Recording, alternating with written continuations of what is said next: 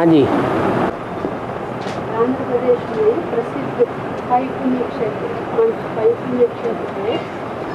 इसका कहानी है, एक बार तारासुर राक्षस शिवलिंग के एक ऐसा पकड़ के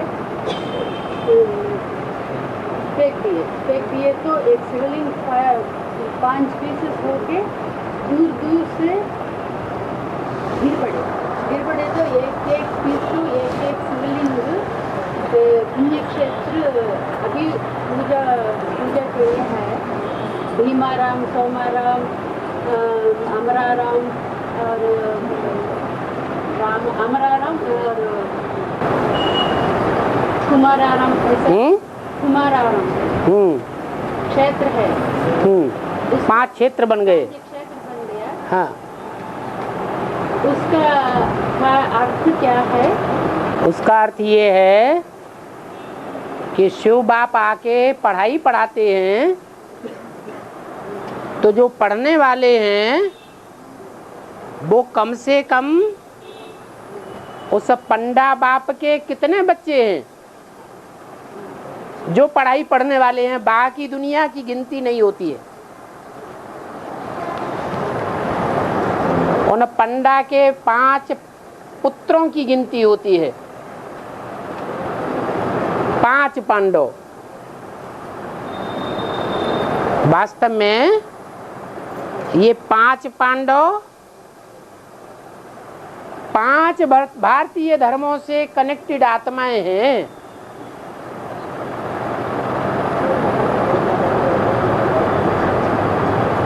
सिख धर्म, संन्यास धर्म, बौद्ध धर्म,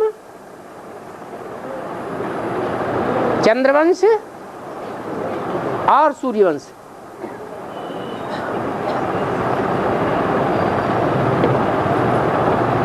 बाप आते हैं तो ये 5 वर्ग की आत्माएं बाप की पढ़ाई नंबरवार पढ़ती हैं। उन 5 वर्गों से ये 5 भारतीय धर्मों की स्थापना होती है।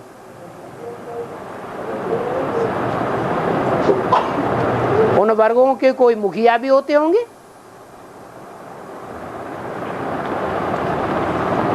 जो अपने वर्ग में 100% मार्क्स लेने वाले हों।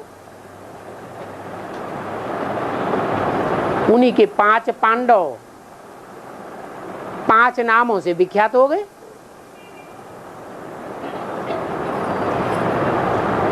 युधिष्ठिर, भीम, अर्जुन, नकुल और सहदेव।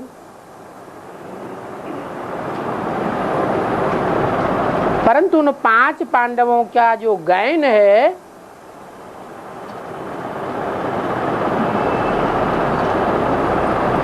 जो 5 भागों में विभक्त हो गए, पहले संगठित रूप में थे, एक शिवलिंग के रूप में थे।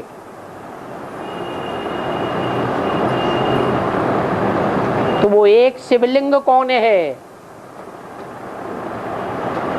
जिसमें 5 पांडवों का सत्व समाया हुआ है?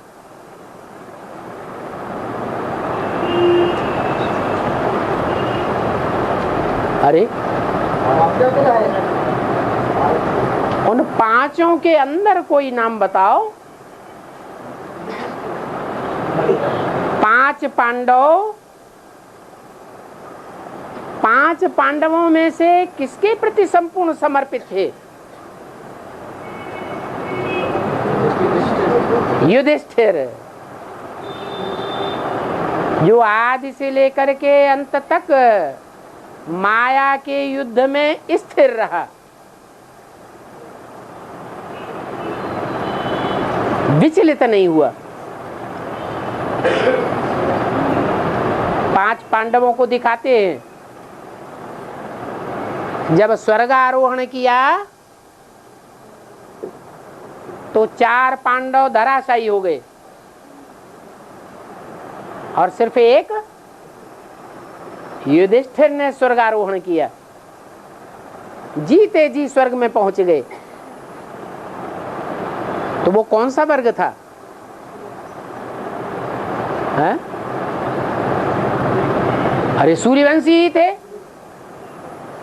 जो सूर्यवंशी संगमयुगी स्वर्ग में आरोहण करके अपने ही शरीर से जीते जी सतयुगी नई दुनिया में पहुंचते हैं।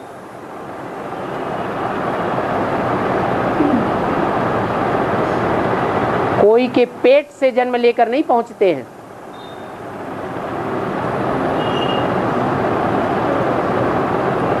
युद्ध में आदि से लेकर के अंत तक स्थिर रहते हैं। वो स्वरूप शिवलिंग कहा जाता है। कैसा लिंग है? कल्याणकारी लिंग। बोलेगा तो जो भी बोलेगा वो कल्याणकारी। जो भी कर्म इंद्रियों से कर्म करेगा वो कल्याणकारी। जो भी मनसा से संकल्प करेगा, वाइब्रेशन फैलाएगा, वो कल्याणकारी। दृष्टि से जो भी देखेगा वहां कल्याण ही कल्याण समाया हुआ होगा। कोई के प्रति अकल्याण हो ही नहीं सकता। इसलिए उसका नाम दिया गया है शिवलिंग। वो कौन से युग में होता है? यथार्थ रूप में। कोई युग है जब शिवलिंग का यथार्थ रूप होता है? संगम युग। संगम युग में वो संपन्न रूप है शिवलिंग।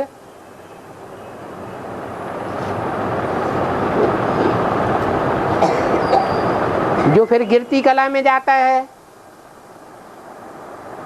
सतयुग त्रेता के 21 जन्मों में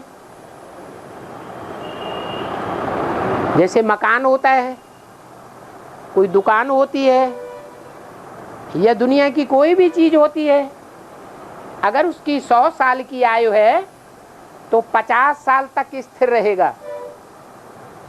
50 साल के बाद टूटना फूटना शुरू हो जाएगा। टुकड़ों टुकड़ों में हो जाएगा या नहीं हो जाएगा? टुकड़े टुकड़े होगा या नहीं होगा? हो जाएगा। तो ऐसे ही जिस शिवलिंग को भारत में पूजते हैं, जिस शिवलिंग की पूजा होती है, वो पूजनीय लिंग उस शरीरधारी की यादगार है जो पुरुषार्थी जीवन में आदि से लेकर के अंत तक निश्चय बुद्धि होकर चलता है और 21 जन्म तक भी खंडित नहीं होता। अखंड सुख शांति का साम्राज्य के अंदर रहता है। परंतु जब 8 कलाएं कम हो जाती हैं तो टूट फूट शुरू होगी कि नहीं होगी? है? शुरू हो जाती। और जब टूट फूट शुरू होती है तो पहला आक्रमण होता है इस्लामियों का। चोट लगेगी कि नहीं लगेगी? चलो, बहुत पावरफुल पत्थर है, या स्वर्ण लिंग कहा जाता है, या रजत लिंग कहा जाता है, या ताम्र लिंग कहा जाता है, लौहलिंग भी कहा जाता हो, लेकिन जब लगातार घन बजेंगे तो टूट फूट होना शुरू होगी या नहीं होगी?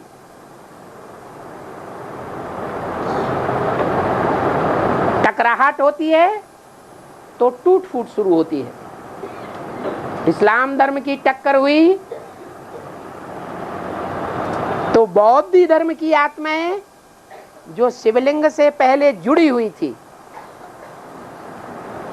क्या छिटक गई।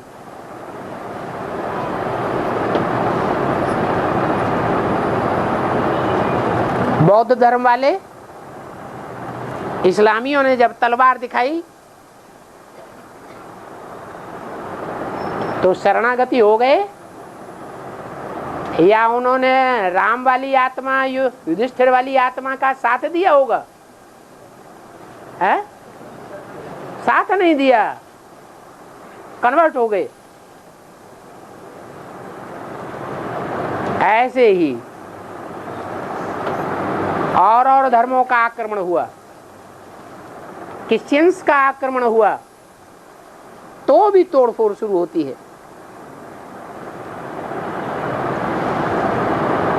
जो संन्यास धर्म की आत्माएं हैं वो शंकराचार्य के प्रभाव में आ गई, जिस पांडव का नाम नकुल कहा जाता है, वो भी टुकड़ा टूटा।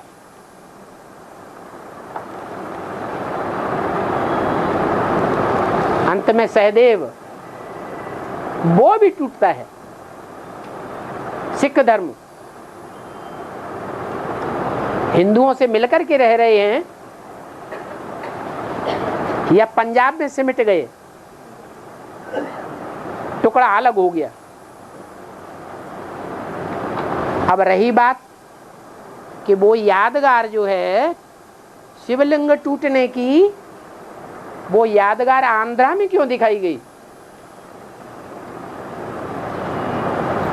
और दूसरे स्टेट में क्यों नहीं दिखाई गई?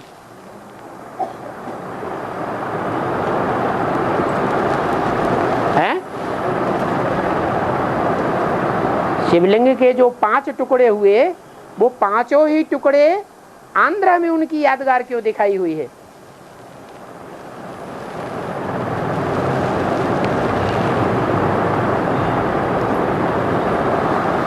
क्योंकि आंध्रा जो है वो नाम ही जाहिर करता है, क्या अर्थ है?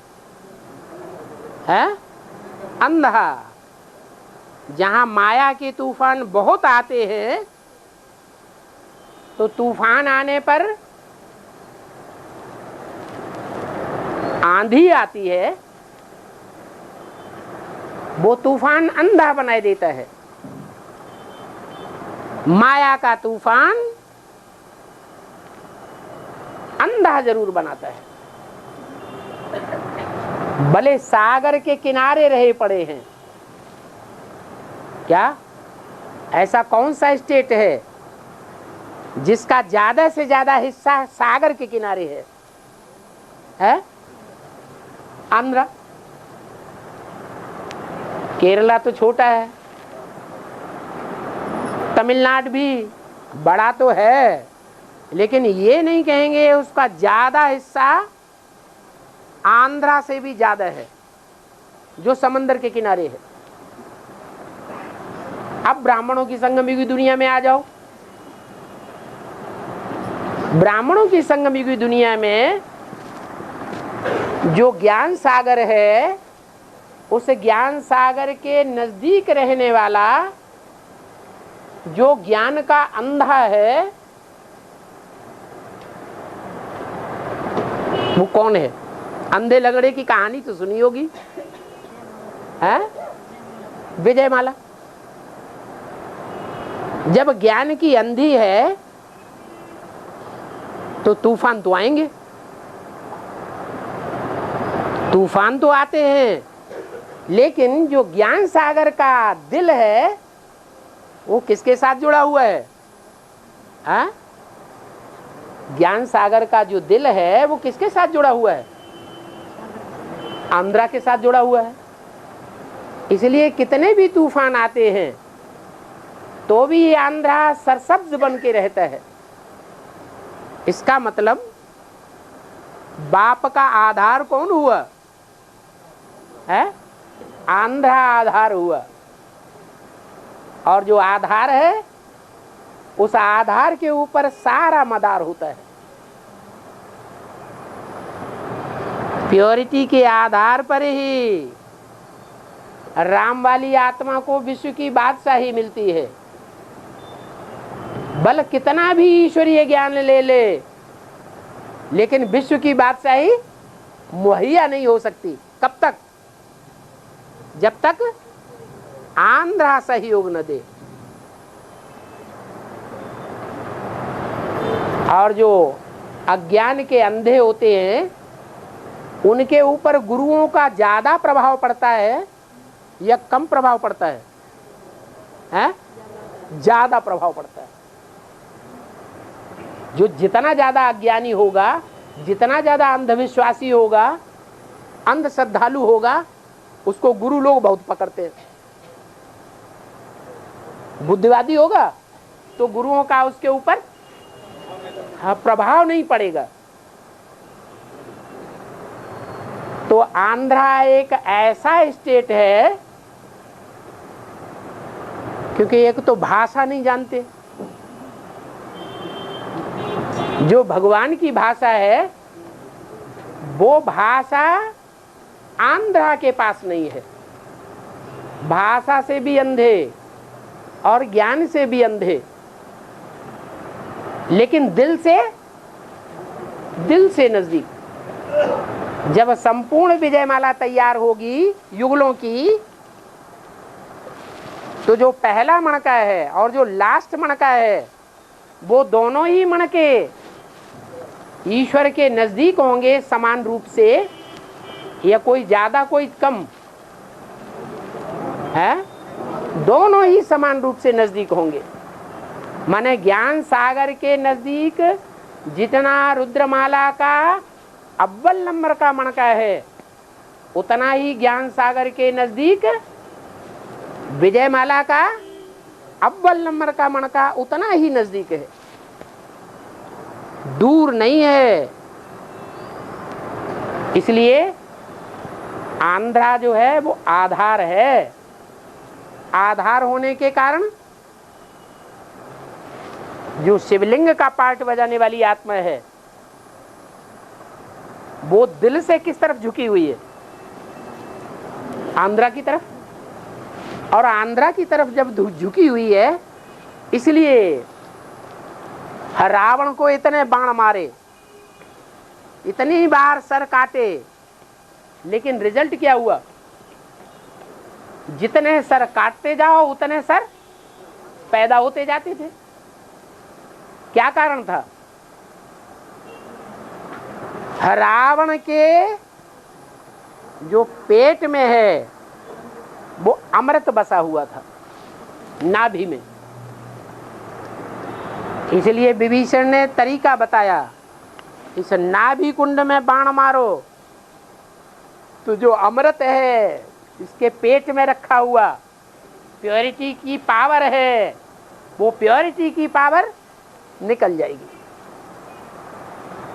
तो क्या रह जाएगा? दुनिया के सारे काम प्योरिटी से होते हैं। रावण के पास भी जो शक्ति है वो प्योरिटी की शक्ति होती है, नहीं तो रावण पावरफुल नहीं है। और राम संप्रदाय वाली आत्माएं जो बंदर संप्रदाय कही जाती हैं, उनके पास प्योरिटी होती नहीं। इसलिए बोला विजयमाला का आवाहन करो।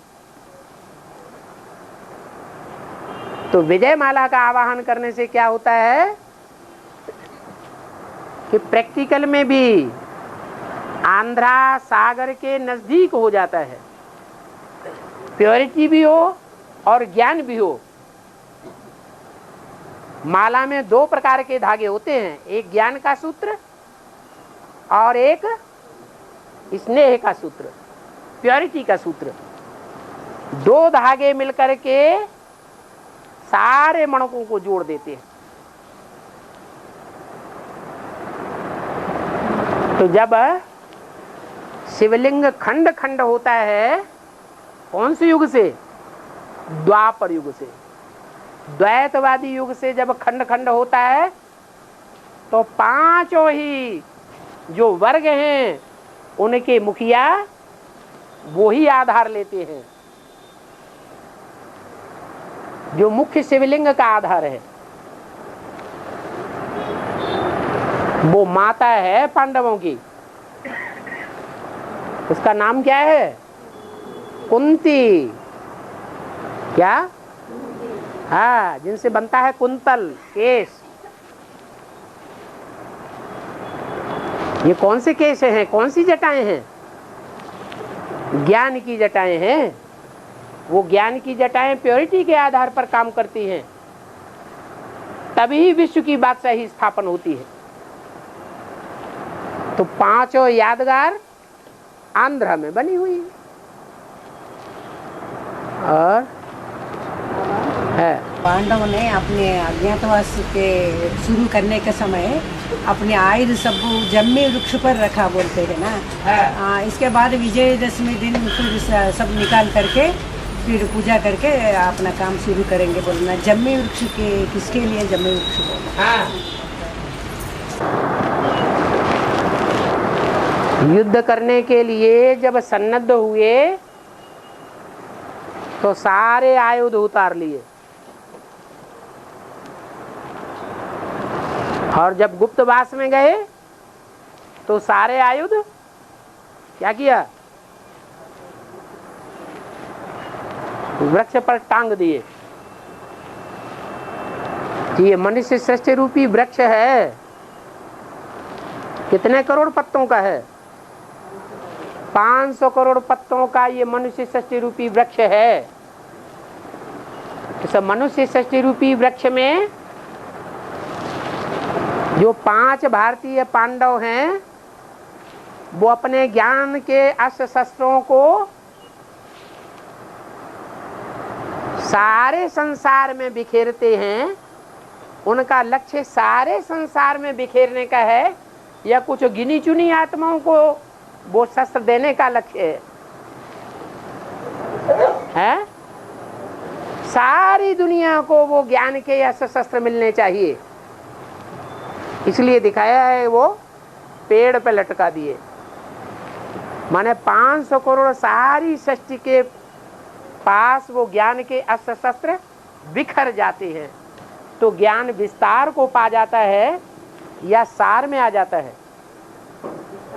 विस्तार को पा जाता है। जब ज्ञान विस्तार को पा जाएगा तो जो सृष्टि का पिता है, सृष्टि का जो पिता है मनुष्य सृष्टि का, वो बीज रूप स्टेज में स्थिर होगा, या उसकी आत्मा की पावर सारे शरीर में बिखर जाएगी? क्या होगा रिजल्ट? ज्ञान भी सतो प्रधान और तमो प्रधान बनता है। सतो प्रधान होता है तो बिंदु ऐसी स्टेज आसानी से बन जाती है, और जब ज्ञान तमो प्रधान बनता है, फैलता है जैसे वृक्ष फैलता है। पहले बीज होता है, बीज में ताकत होती है। वो ताकत न वृक्ष के पत्तों में होती है, न टहनियों में होती है, न तने में होती है, न जड़ में होती है। वो पावर बीज में होती है। वो बीज है आदि में, और वो बीज है सतयुग के आदि अंत में। सतयुग के अंत में सभी आत्माएं बीज रूप स्टेज में होंगी, ज्ञान का विस्तार खत्म। तो ऐसे ही ये अर्थ दिखाया है कि पांडव जब आखिरी गुप्तवास में गए तो तब तक उन्होंने अपना सारा ज्ञान का अस्त्र शस्त्र सारे वृक्ष में सौंप दिया, गुप्त हो गए। जब गुप्त हुए तो उस समय पांडव तो गुप्त हो गए। कौरवों ने क्या समझा? कौरवों ने क्या समझा कि हम विश्व के मालिक बन गए या नहीं बन गए? है? वो समझते हैं कि हम विश्व के मालिक बन गए। अब वो तो गए गड्ढे में। लेकिन जब युद्ध शुरू होता है, युद्ध जब शुरू होता है तो जब विनाश शुरू होगा, युद्ध शुरू होगा, उस समय सभी उठ करके खड़े हो जाएंगे आखिरी सीन में, या कोई पड़े हुए रह जाएंगे? आखिरी सीन में सब उठ करके खड़े हो जाते हैं। वो पांडवी आत्माएं भी उठ करके खड़ी हो जाती हैं पुरुषार्थ में, लेकिन उससे पहले वो अपने ज्ञान शस्त्रों को रिवाइज करके फिर एकाग्र करते हैं। वो ज्ञान के शस्त्र जब एकाग्र हो जाते हैं तो बीज रूप स्टेज से सारे काम स्वतः ही सिद्ध होते हैं। हम ज्ञान के फोर्स से कितनी भी सेवा करना चाहें संसार में, सेवा नहीं होती है। लेकिन जब हम स्वस्थिति में स्थित हो जाएं, अव्यक्त स्टेज में स्थित हो जाएं, तो सारे कार्य बाप दादा हमसे कराते हैं, हमें सोचने की दरकार नहीं रहती है। तो ये है ज्ञान को सार में समाना और ज्ञान को विस्तार में ले जाना। विस्तार में ले जाने से दुनिया का कल्याण होगा। जितना हम दूसरों की सेवा में लगे रहेंगे तो दुनिया वालों का असर हमारे ऊपर पड़ेगा या नहीं पड़ेगा? पड़ेगा। तो हमारी शक्ति क्षीण होती है। फिर जितना हम आत्मिक स्टेज में स्थिर हो जाएंगे, उस आत्मिक स्टेज में स्थिर होना माना सारे ज्ञान के अस्त्र शस्त्रों की एकाग्रता हो जाना।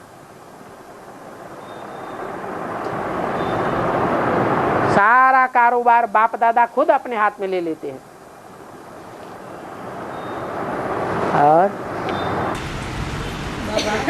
पीपल के जब शनिवार के दिन चीना बोलता है, पीपल के वृक्ष होते हैं, पीपल के वृक्ष शनिवार के दिन चीना बोलता है, और हर 6 दिन नैचीना मानता है। उसका अर्थ वेद में क्या है? समाधान नहीं है।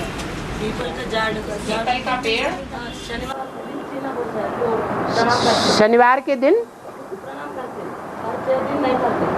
अच्छा, माने पीपल के वृक्ष की पूजा शनिवार के दिन करेंगे और दूसरे दिनों में पीपल के वृक्ष की पूजा नहीं करते हैं।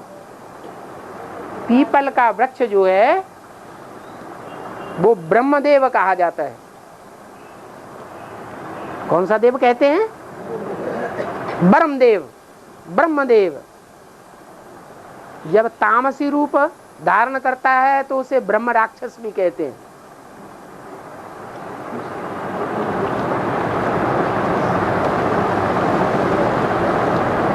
पीपल के वृक्ष को हिंदू लोग उसकी लकड़ी को कभी जलाते नहीं हैं। क्या क्या करेंगे? और किसी भी काम में लेंगे, लेकिन उसको जलाएंगे नहीं। पीपल का जो पत्ता है वो बहुत प्रसिद्ध है शास्त्रों में। किस रूप में प्रसिद्ध है? पीपल का पत्ता प्रसिद्ध इस अर्थ में है कि जब दुनिया में प्रलय हो जाती है तो उस प्रलय काल में पीपल का पत्ता है बचता है सागर में। सारा सागर हिलोरे मारता है जोर से,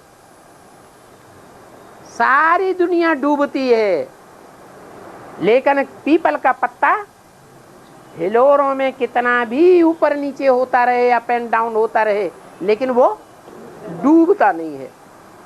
क्यों नहीं डूबता? कारण क्या है? क्योंकि सृष्टि का जो पहला पत्ता है, कृष्ण वाली आत्मा, वो उस पर विराजमान होती। माने ब्रह्मा की सोल, कृष्ण की सोल, जो पीपल के पत्ते के रूप में पुरुषार्थ करने वाली आत्मा है जगदम्बा, थोड़ा भी माया का झोंका आता है और थर थर कांपती है। क्या ताकत नहीं है? जितने भी पेड़ों के पत्ते हैं उनमें कौन सा पत्ता ऐसा है, कौन सा पेड़ है जिसका पत्ता थोड़ा भी हवा का झोंका आएगा तो जोर से हिलेगा। कौन सा पत्ता है? पीपल का ही पत्ता है। और पत्ते नहीं इतने हिलते हैं, पीपल का पत्ता बहुत हिलता है। तो रुद्रमाला का जो आखिरी मणका है जगदम्बा, वो पीपल के पत्ते के मानिंद है। लेकिन उस पत्ते की ये विशेषता है कि जब भगवान किसी मुकर्रर रथ में आता है तो प्रवृत्ति मार्गीय ब्राह्मण धर्म की स्थापना के लिए सहयोग देने के कार्य में वो पत्ता ही सबसे आगे जाता है। इसलिए मान्यता है कि भगवान को जब भोग लगावेंगे तो भोग तब तक पूरा नहीं होगा जब तक उसमें पत्ता नहीं डालेंगे। कौन सा पत्ता? तुलसी का पत्ता। अब वो तुलसी का पत्ता कहो, वो ही पीपल के पत्ते के रूप में दिखाया।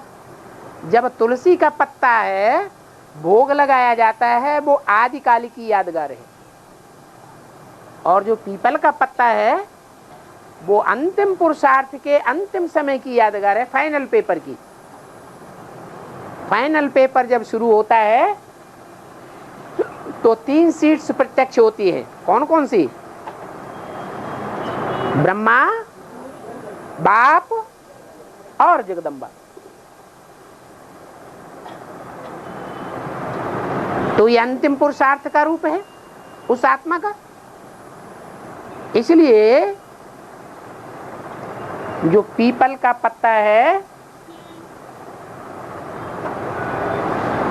वो सिख धर्म की आत्मा है, पंजाब का खून है। इसलिए बोला कि कन्यादान में पंजाब की धरणी सबसे आगे चली गई। एडवांस पार्टी में जब कन्याओं का सरेंडर होना शुरू होता है तो पहले पहले कदम कौन बढ़ाता है? जगदम्बा आगे कदम बढ़ाती है। वो पहला पहला जो बीजारोपण है अर्पण होने का, वो अंत तक काम देता है। इसलिए बोला है कि दिल्ली की कन्याओं माताओं को अंत तक सहयोग लेने का अधिकार है। कैसा भी ऊंच नीच हो जाए, लेकिन दिल्ली की कन्याओं माताओं को अंत तक सहयोग मिलेगा। भगवान बांधा हुआ है, नैया हिलेगी डुलेगी लेकिन डूबने नहीं देगा। तो जो अंतिम पत्ता है वो अंतिम धर्म से निकलता है। वो ही सिख धर्म की आत्मा जब बेसिक ज्ञान लेना शुरू करती है, ब्राह्मण के दूसरे जन्म में, तो आर्य समाजी सेंटर से निकलती है।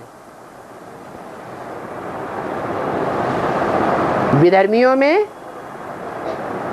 कितने धर्म हैं जो विधर्मी कहे जाते हैं? इस्लाम धर्म, बौद्ध धर्म, क्रिश्चियन धर्म, सन्यासी, मुस्लिम, सिख और 7वां आर्य समाज। ये 7वां दिन जो है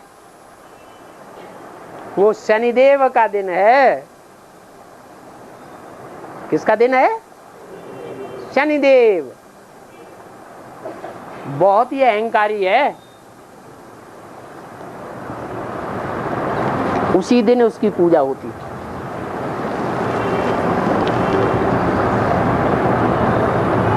शुक्रवार को पूजा नहीं करेंगे। शुक्रवार किसका दिन है? कौन से धर्म वालों का है? अरे मस्जिद में जाते हैं ना, है? हाँ, जिस मस्जिद में जाते हैं उस मस्जिद का नाम क्या देते हैं? कहते भी हैं शुक्र है खुदा का। क्या?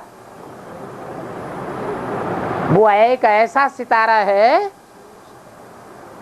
कि जब ज्ञान सूर्य उदय होता है तो तब तक उदय नहीं हो सकता जब तक वो शुक्र तारा पहले उदय न हो जाए। शुक्र सूर्य से उदय होने से पहले उषा उदय होती है, लाल लाल जीव लपलपाती हुई, लेकिन उषा से भी पहले उदय होता है शुक्र तारा। इसलिए इस्लाम धर्म का जो मुखिया है वो झाड़ के चित्र में भारत के सन्मुख दिखाया गया है, और धर्म वाले जो हैं वो अहंकार में बैठे हुए हैं। इस्लाम धर्म का मुखिया अहंकारी नहीं है, फिर भी सहयोगी है भारत का। इसलिए बोला है जब विनाश होगा तो पहले पहले कौन मरेंगे? ये इस्लाम ही मरेंगे। अभी भी देखने में आता है कि जहां जान की बाजी लगाने की बात आ जाती है धर्म के लिए, तो आपघाती पुरुषार्थ कौन करने के लिए तैयार हो जाते हैं? गए हवाई जहाज लेकर के और अमेरिका में टकरा दिया, खुद भी मर गए। जानते थे कि नहीं मर जाएंगे कि बच जाएंगे? हैं? मर जाएंगे, लेकिन परवाह नहीं करते। जान की बाजी लगाने वाले हैं तो वो है शुक्राचार्य। किसका गुरु है? हैं? और असुरों का गुरु है। असुर ज्यादा पावरफुल होते हैं या देवताएं ज्यादा पावरफुल होते हैं? हैं? असुर ज्यादा पावरफुल होते हैं। बाबा इधर तो लक्ष्मी की पूजा शुक्रवार को होती है। लक्ष्मी पूजा शुक्रवार दिन करेंगे ना। दुनिया में जितने भी धनवान हैं वो धनवान कौन से धर्म में हुए हैं? द्वापर युग से लेकर कलयुग अंत तक, अभी अंतिम 100 वर्षों की बात छोड़ दो, दुनिया के बड़े से बड़े धनवान कौन से देश में हुए और अभी भी धनवान है? पेट्रोल सारा कहां भरा पड़ा है? हैं? अरब देश में, मुस्लिम देशों में सारा पेट्रोल भरा हुआ है। कुछ भी उनको करने की दरकार नहीं है, जैसे स्वर्ग में कुछ भी करने की दरकार नहीं है। बना बनाया माल तैयार है, निकालो और बेचो। जैसे बीके वालों के पास वो पेट्रोल भरा पड़ा है, मुरली, कोई ताकत नहीं है क्या? लेकिन जो बीके में चलने वाले फॉलोअर्स हैं वो किस बात से डरते हैं? हमारी मुरली बंद हो जाएगी। दुनिया वाले भी किस लिए डरते हैं? मुस्लिम देशों से, कहीं ऐसा ना हो हमारा पेट्रोल बंद हो जाए। अगर पेट्रोल मिलना बंद हो गया तो सारे क्रियाकलाप किसी भी देश के ठप हो जाएंगे।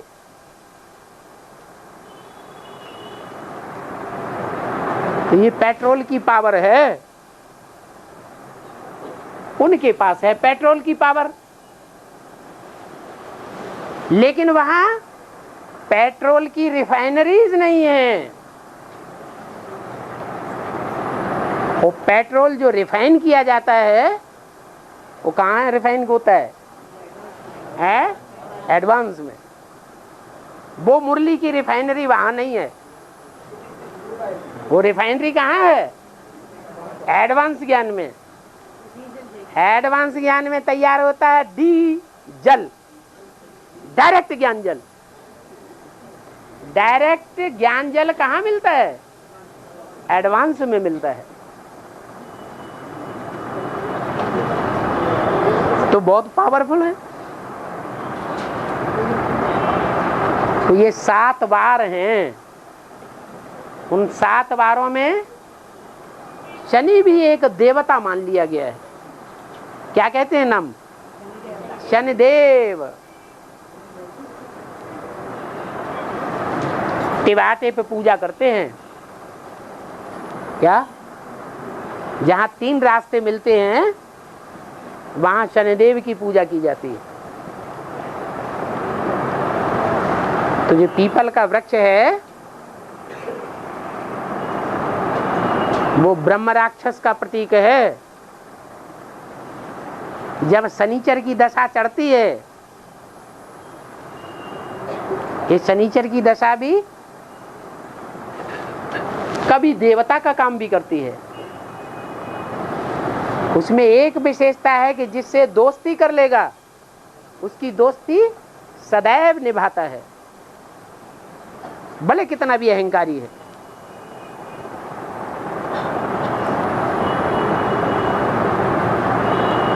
और महाभारत में पांडवों का इतना गायब है, एक भी मंदिर पूरे भारत में है। महाभारत में पांडवों का गायन बहुत है, एक मंदिर भी पांडवों का पूरे भारत में नहीं है। पांडवों का मंदिर, पांडव जो हैं वो देवता नहीं है, देवता बनने के पुरुषार्थी हैं कि देवता हैं? है? क्या है? पुरुषार्थी हैं। वो 5 प्रकार के पुरुषार्थी भारतीय हैं।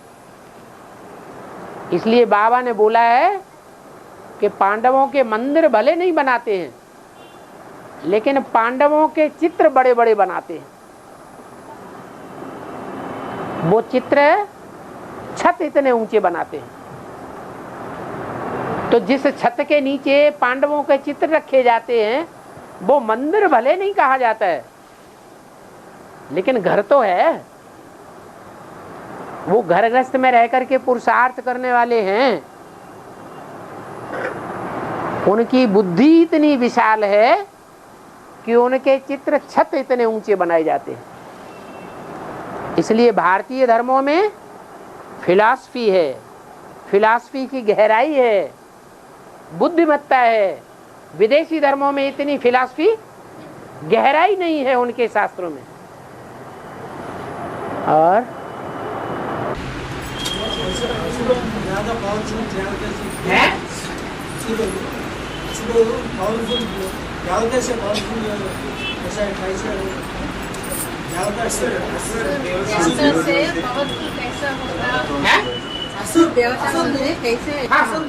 हाँ, कोई बाप का बच्चा पैदा होता है तो जो पहले बच्चा पैदा होगा वो ज्यादा पावरफुल होगा या बाद में पैदा होगा वो ज्यादा पावरफुल होगा? जो पहले पैदा होता है वो ज्यादा पावरफुल होता है, उसमें ताकत ज्यादा होती है। इसलिए दिखाया गया है कि कश्यप ऋषि जिनसे सृष्टि की पैदाइश हुई, जिन्होंने काश्य अर्थात याद के तेज का बल पिया। कश्यप, काश्य माने याद का तेज, हप्पा माने पिया। वो कश्यप ऋषि की 2 पत्नियां थी। बड़ी पत्नी का नाम दिति और छोटी पत्नी का नाम अदिति। तो सोचने की बात है कि बड़ी ने पहले ज्ञान लिया होगा या छोटी ने पहले ज्ञान लिया होगा? अरे ये तो ज्ञान की औलाद हैं या कोई पेट की औलाद हैं? ज्ञान की बातें हैं संगम युग की। तो संगम युग में ज्ञान का बीजारोपण माने एडवांस ज्ञान की गहराइयां जो हैं वो दिति के पल्ले पड़ती हैं या अदिति के पल्ले पहले पड़ती है? हैं?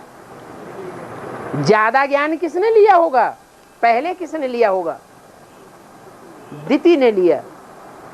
दिति है बड़ी रानी और अदिति है छोटी रानी। इसलिए अब समझ में आ जाना चाहिए वो है बड़ी मम्मी और वो है छोटी मम्मी। सृष्टि तो है, असुरों की सृष्टि है, देवताओं की सृष्टि है, कहाँ है? है? अरे वो सृष्टि कहाँ की बात है? यहाँ की बात है।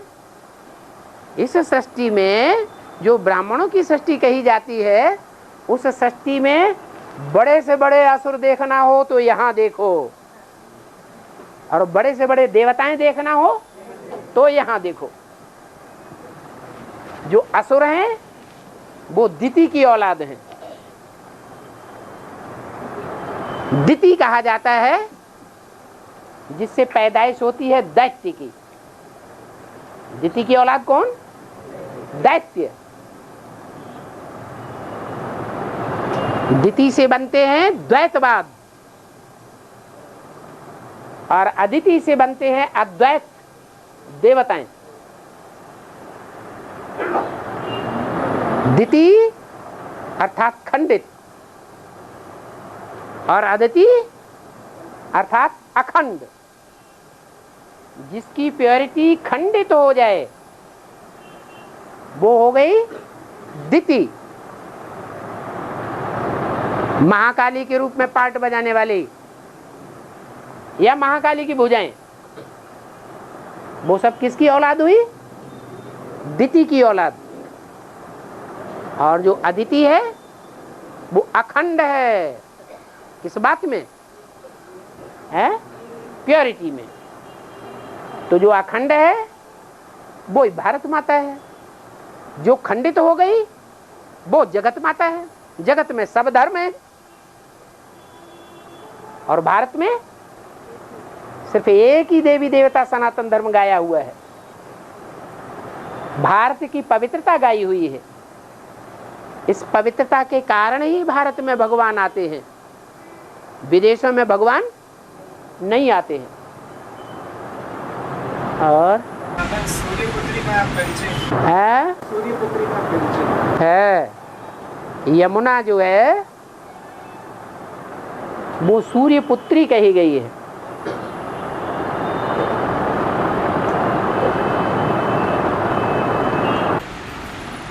और बाबा मंदिर का ऊपर बहुत ढेर सारी देवताएं होता है और अंदर पूजा होता है, एक देवता को पूजा होता है। इतना ढेर सारी देवताएं सब सर्दी में बारिश में ऐसा होता है, माना ये पुरुषार्थ की बात है क्या? मंदिर के अंदर नहीं, मंदिर के बाहर। हाँ, मंदिर का जो बुर्जी होती है, बुर्ज होता है, गुंबद होता है, उसमें ढेर देवताएं दिखाई गए हैं। और अंदर नहीं, ऐसी बात नहीं, एक ही देव। शिव के मंदिर में अनेकों देवताएं दिखाई जाती हैं। लक्ष्मी नारायण के मंदिर में 2 प्रकार के लक्ष्मी नारायण के मूर्तियां रखी हुई हैं। एक को लक्ष्मी नारायण कहते हैं और दूसरे मंदिर में जो मूर्ति रखी होती है उसको विष्णु का मंदिर कहते हैं। तो जो अंदर दिखाया गया है वो संपन्न पुरुषार्थी दिखाए गए हैं, संपन्नता की पूजा होती है। और जो बाहर दिखाए गए हैं वो पुरुषार्थी जीवन है। पुरुषार्थी जीवन के ऊपर आंधी भी आती है, तूफान भी आता है, बरसात भी पड़ती है, ओले भी गिरते हैं, पत्थर भी गिरते हैं। जो गिर रहे हैं अभी, ग्लानि के पत्थर सहन करने पड़ते हैं या नहीं करने पड़ते हैं? सहन करने पड़ते हैं। तो बाहर के हैं या अंदर के हैं? अभी मंदिर बना कहाँ है जो मंदिर के अंदर रहे? इसलिए बाहर की जो मूर्तियां हैं, चाहे कोणार्क मंदिर हो, चाहे सूर्य मंदिर हो, चाहे जगन्नाथ मंदिर हो, वो अधूरा पुरुषार्थ है।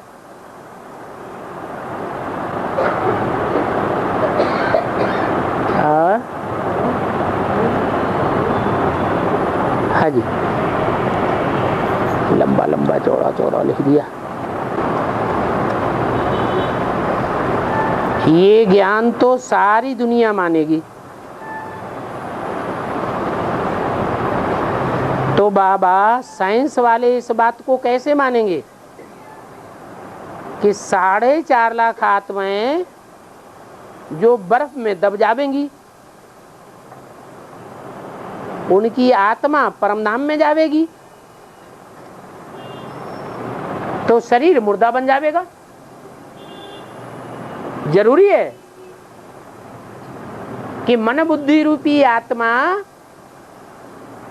जो प्रैक्टिस कर चुकी हो किस बात की, इस दुनिया को मन बुद्धि त्याग दे और कहां पहुंच जाए, ऊंची स्टेज में पहुंच जाए। तो जिनकी प्रैक्टिस पक्की हो जाएगी वो यहां अनुभव करेंगे या नहीं करेंगे? ये अनुभव करेंगे कि शरीर यहीं पड़ा हुआ दिखाई पड़े निर्जीव, और आत्मा ऊपर से देखे। जब चाहे अपने शरीर को त्याग करके दूसरे के शरीर में प्रवेश कर जाए और अपना काम करके फिर वापस अपने शरीर में आ जाए। अपने शरीर में वापस आके जब चाहे और जितनी देर चाहे मन बुद्धि रूपी आत्मा परमधाम में लटक के रहे और शरीर नीचे पड़ा रहे। उसे मुर्दा कहेंगे?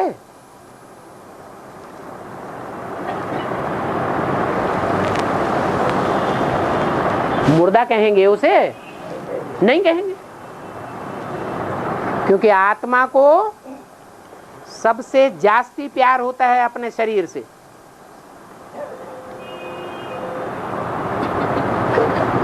देह के संबंधियों से बाद में, देह के पदार्थों से बाद में। तो आत्मा को जिससे जास्ती प्यार है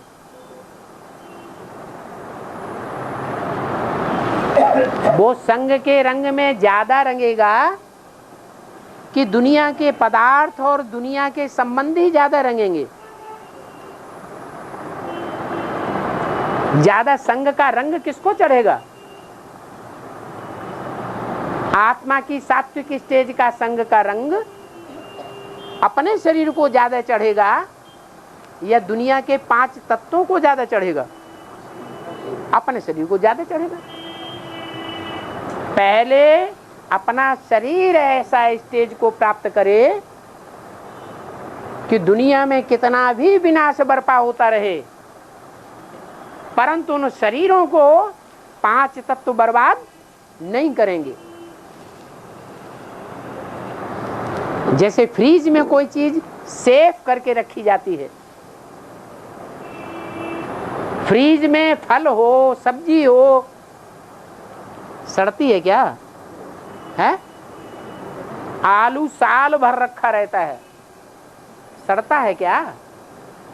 5 तत्वों का असर क्यों नहीं होता? दुनिया में तो शरीर मुर्दा हो जाता है तो सड़ना शुरू कर देता है। मुर्दा होगा तब सड़ना शुरू करेगा या मुर्दा होने से पहले ही सड़ना शुरू कर देगा? है? मुर्दा होगा तो सड़ना शुरू करेगा। तो ये बर्फ ऐसी चीज है जो सड़ने नहीं देती, और वो बर्फ जब दुनिया में पूरा विनाश हो जाएगा तो बर्फ ही बर्फ रह जाएगी। वो बर्फ उन 5 तत्वों से बने हुए शरीरों की सुरक्षा करेगी, मुर्दा नहीं होने देगी।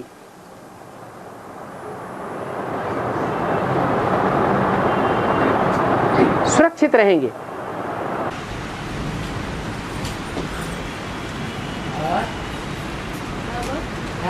पपली गांव में एक दीवार पर शिवजी ने घर के बाहर खड़के दिखाया। एक माता जी, नो शिवजी है, एक माता भी है, नो भी बाहर करके बच्चे के साथ घर के बाहर है। इसका अर्थ क्या है?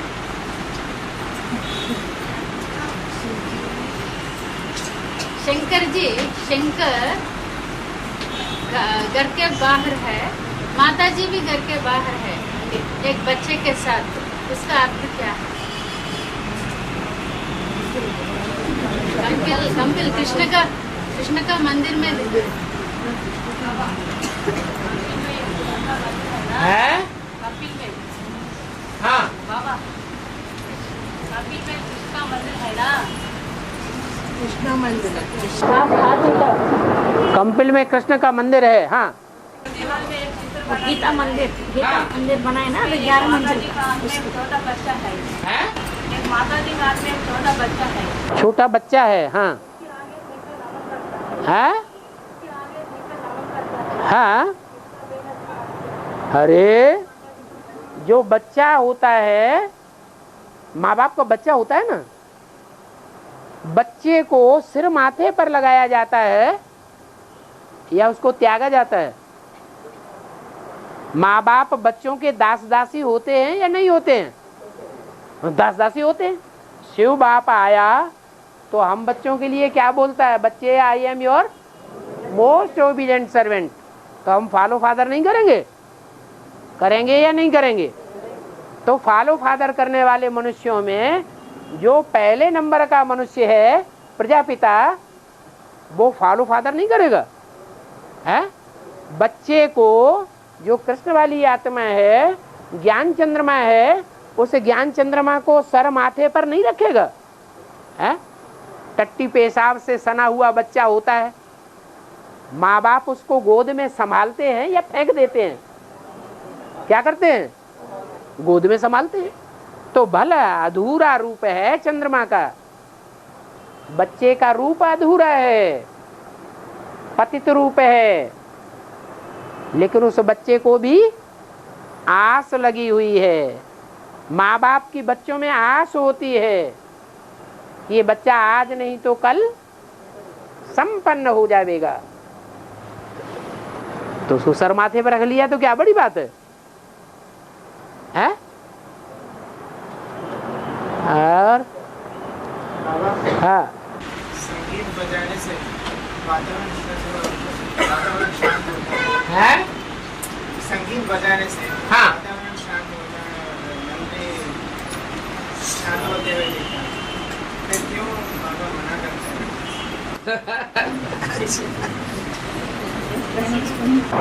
संगीत बजाने से वातावरण में सुख शांति महसूस होती है,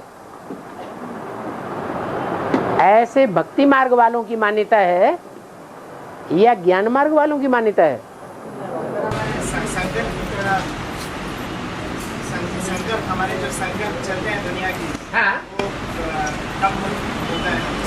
कम तो होते हैं, लेकिन संकल्प जब तक संगीत बजता रहेगा तब तक ही एकाग्र होंगे, या बंद हो जाएगा तब भी एकाग्र बने रहेंगे है? जैसे कोई कोई दवाइयाँ होती हैं,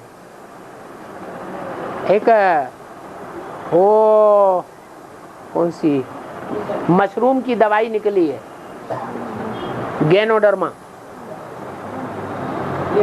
हाँ, कुछ दवाइयाँ और भी ऐसी होती हैं कि वो दवाइयाँ जब तक खाते रहो एनर्जी महसूस होगी, महीने 2 महीने 4 महीने खाओ, खूब ताकत रहेगी, स्फूर्ति बनी रहेगी। अगर उनको बंद कर दिया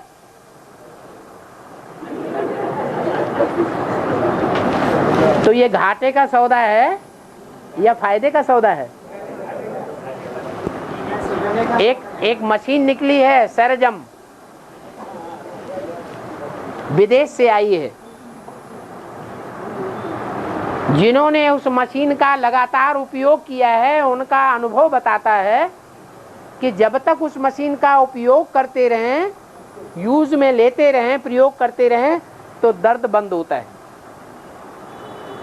अगर बंद कर दें तो दर्द फिर शुरू, तो आदी हो जाते हैं। तो ऐसा आदी बनना आपको अच्छा लगता है बाहरी साधनों का? बाहरी साधनों का आधार लेना ये जीवन में जरूरी है। जब विनाश होगा तो बाहरी साधन मिलेंगे हैं? नहीं मिलेंगे। और जब बाहरी साधन नहीं मिलेंगे तो फेल हो जाएंगे या पास हो जाएंगे? क्या होगा है? फेल हो जाएंगे। तो क्या बनना चाहते हैं? पास होना चाहते हैं या फेल होना चाहते हैं? पास होना चाहते हैं। इसलिए बाबा ने कहा न गीत सुनना है और न गीत गाने हैं। गीत गाना भी नहीं है, वास्तव में गीत सुनना भी नहीं है। ये बेसिक वालों का पुरुषार्थ है। जो एकाग्र होने के लिए बाहरी साधनों का आधार लेते हैं, ये ईश्वरीय नॉलेज नहीं है, दुनियावी अभ्यास नहीं है। ये दुनियावी अभ्यास है, ईश्वरीय अभ्यास नहीं है। ईश्वर अंतर्मुखी होना बताता है, सिखाता है, या बहिर्मुखी होना सिखाता है? अंतर्मुखी होना सिखाता है। अंतर्मुखी के लिए कोई भी आधे साधन की दरकार नहीं है, लाल लाइट की भी दरकार नहीं है, चारों तरफ सफेद कपड़े लगा दो इसकी भी दरकार नहीं है, सूक्ष्म बटन बना दो, गीत की भी दरकार नहीं है। जो संगीत बजता है हल्की हल्की ध्वनि से, टुन टुन टुन टुन टुन टुन, उसकी भी दरकार नहीं है। जिन्होंने ये अभ्यास डाल लिया है उनको पछताना पड़ेगा, क्योंकि ये साधन आगे चल के नहीं मिलेंगे, कारखाने नहीं रहेंगे। तो साधनों के आधार पर साधना बालू के ऊपर खड़ा हुआ महल है। जैसे गंगा जी के रेत के ऊपर कोई 4 मंजिल की मकान बना दे तो ठहरेगा? नहीं ठहरेगा। आंधी आएगी, रेत उड़ जाएगा, मकान गिर जाएगा। बाढ़ आएगी, रेत को बहा ले जाएगी, मकान गिर जाएगा।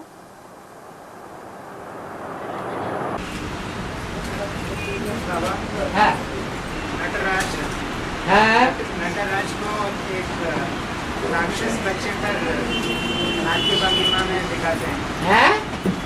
एक राक्षस बच्चे के ऊपर नाट्य भंगिमा में दिखाते हैं। हाँ, इसका तुम बच्चे हो मुर्दों को ठोकर मारने वाले। मिरवा मौत मलू का शिकार। मिरवा माने जानवर। अब उन्हें जानवर कहो या राक्षस कहो, जानवर भी अकल नहीं चलाते हैं और राक्षस भी कर्म अकर्म विकर्म क्या होता है इस बारे में अकल नहीं चलाते हैं। और